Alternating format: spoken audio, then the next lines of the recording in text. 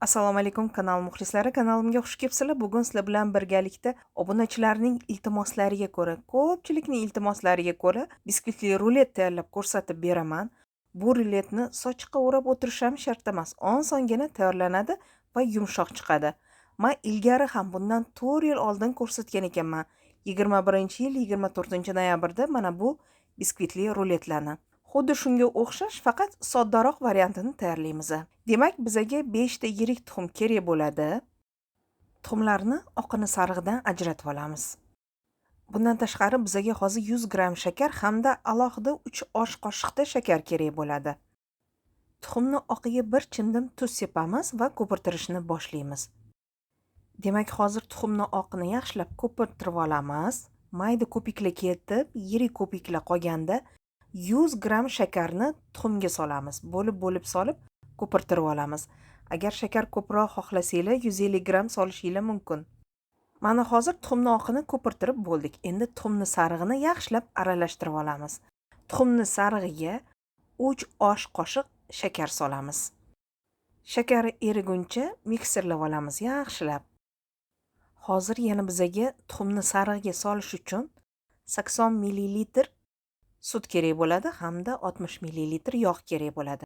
Mana sutni quyib oldik. Endi 60 ml yog'ni quyib olamiz. Mikser yordamida aralashtirib olamiz. Bundan tashqari bizaga 1 choy qoshiqda kabartma kerak bo'ladi hamda 65 gram un kerak bo'ladi. Solamiz, aralashtirib olamiz. Ya'ni mikser yordamida bitta massaga keltirib olamiz. Va yana oxirgi bitta soladigan narsamiz bor. Agar uyda bor bo'lsa solinglar. Biskvitinglar cho'kmaydi. Agar yo'q bo'lsa o'rniga un solasizlar. 3 osh qoshiq makkajo'xori kraxmalidan solamiz.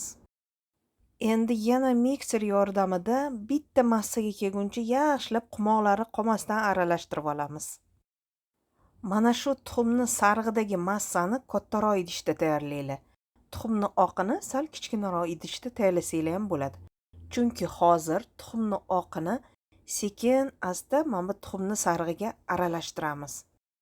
Demak, bo'lib solamiz. Bitta, ikkita lopatka solamiz, aralashtirib olamiz. Mana ekranda ko'ryapsizlar. Ikkita lopatka soldim. Endi tuxumni sarig'i bilan aralashtiraman. Ohista avaylab aralashtiringlar. Har solganinglarda shu ikkita lopatka yetib beradi. Aralashtirasizlar, yana ikkita lopatka solib yana aralashtiriladi. Shunaqa qilib hammasi bitta massaga keltiriladi.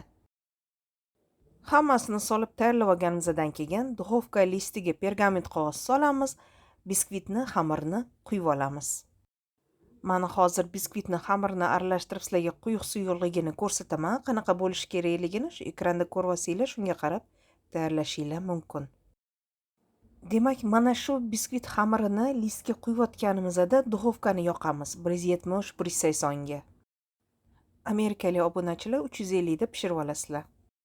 Biskvit xamirini mana list yuzi bo'yicha yaxshilab tarqatib olamiz. Bir tekis qilib yoyib olganimizdan keyin listni 2-3 bora ko'tarib stolga uramiz. Hozirga ko'rsatib o'taman. Bu narsani ohista bajaramiz. Mana endi duxovkaga joylashtirib, yarim soat pishirib olamiz. Vaqtdan unumli foydalanish maqsadida kremni tayyorlab qo'yamiz. Bizaga 225-250 gram atrofida sgushonoye moloko kerak bo'ladi. Quyib olamiz hamda 2 stakan slivka kerak bo'ladi yoki quyuq qaymoq kerak bo'ladi. 2 stakanimiz yarim litr bo'ladi. Qaymoq muzdek bo'lishi kerak. Qaymoq ishlatsanglar suyuq qaymoq ishlatasizlar. Slivka ishlatsanglar 35% muzdekkina slivka ishlatamiz. Krem holatiga keltirib olamiz. Mana mikserlab, boshida mikserni sekin boshlaymiz, ya'ni sekin tezlikda.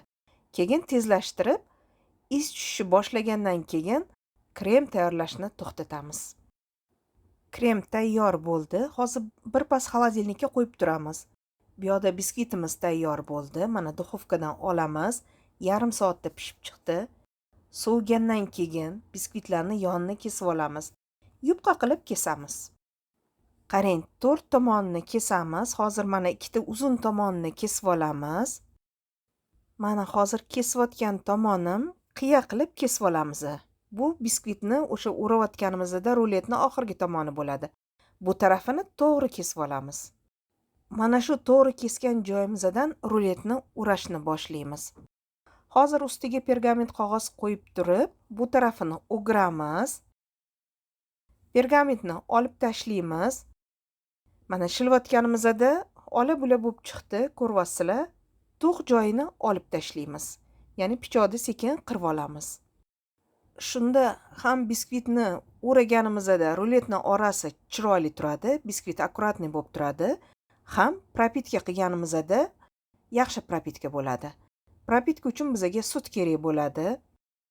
Sut bilan propitka qilamiz. Men hozir esimdan chiqay debdi, o'sha to'g'ri kesib olgan joyimizdan mana ozgina kesib olamiz. 0,5 santimetr. Biskvitni o'rayotganimizda osongina bukiladi. Ko'p kesib olmanglar, nomiga 0,5 santimetr kesinglar. Propitka qilib olganimizdan keyin krem surishni boshlaymiz. Mana shu tayyorlagan kremimizni ustiga ham yetib beradi. Men bugun sizlarga ustiga krem surib ko'rsatmoqchi emasman. Faqat orasiga krem suramiz, orasiga rezavorli qo'yamiz va ruletni tayyorlab olamiz. Boya sizlarga aytib o'tdim, 2021-yil 24-noyabrda qo'ygan ekanman, 4 yil oldin. Ana shunda 4 yil oldin men ko'p tajriba o'tkazganman. Sochiqqa o'ramasdan turib, shunday biskvit o'zini o'raladigan rulet tayyorlash ustida tajriba o'tkazganman. Mana shu ruletni shu kungacha tayyorlab kelaman. Orasiga xohlagan mevalarni joylashtirsanglar bo'ladi. Men malina ishlatyapman deb hozirgina aytib o'tdim, lekin malinali juda ham yirik bo'lgani uchun ikkiga bo'lib ishlatdim. Endi biskvitni rulet shaklida o'rab olamiz. O'zinglar ko'rib turibsizlar, biskvit yumshoq chiqsa hamda texnikalari to'g'ri bajarilsa, rulet bemalol o'ra beradi. Uni pishib chiqqandan keyin issiqlik paytida sochiqqa o'rab qo'yish shart emas. Ruletni hozir 2 soatdan 4 soatgacha xolodilnikka qo'yamiz, kremi yaxshilab qotib olsin, propitka bo'lib olishi uchun. Hozir bir yo'la idishga joylashtirib olaman va xolodilnikka joylashtiraman. Biskvit sinmaydi, osongina o'raladi. Yengil harakatlar bilan aylantirib o'raymiz pergament yordamida va 3-4 soatga xolodilnikka joylashtiramiz. Vaqt o'tgandan so'ng xolodilnikdan olamiz. Pergament qog'ozni olib tashlaymiz. Biskvitimiz tayyor bo'ldi. Kesib dasturxonga tortsak bo'ladi. Biskvitni qarang, qanaqa ustlari tiniq chiqqan, bo'linib, sinib ketmagan. Hozir chetini olaman, birinchi nimasini kesib olaman va bo'laklariga bo'lib turib sizlarga ko'rsatib beraman oralarini. Yeb ko'ramiz, mazasini ko'ramiz. Videoni tagida izohda oldingi biskvitli ruletni linkini tashlab qo'yaman, uni ham kirib ko'rishinglar mumkin. Demak, ekranga yaqin tushmay qopti, mana yeb mazasini ko'ryapman, yumshoqqina, juda ham malinalar bilan mazali chiqqan. Hozir yana 3-4 ta bo'lak kesib sizlarga oralarini ko'rsatib beraman yaxshilab. Rulet juda ham yumshoq chiqadi. Bitta tayyorlab ko'ringlar, so'ngra kommentariyada menga yozib qoldiringlar. Mana yana bir necha bo'laklarini ko'rsataman, ko'ringlar oralarini, juda ham yumshoq, mazali chiqqan. Shunday qilib azizlar, keyingi videolarimda g'oyibona ko'rishguncha Allohga omonat bo'ling, o'zingizni ehtiyot qiling.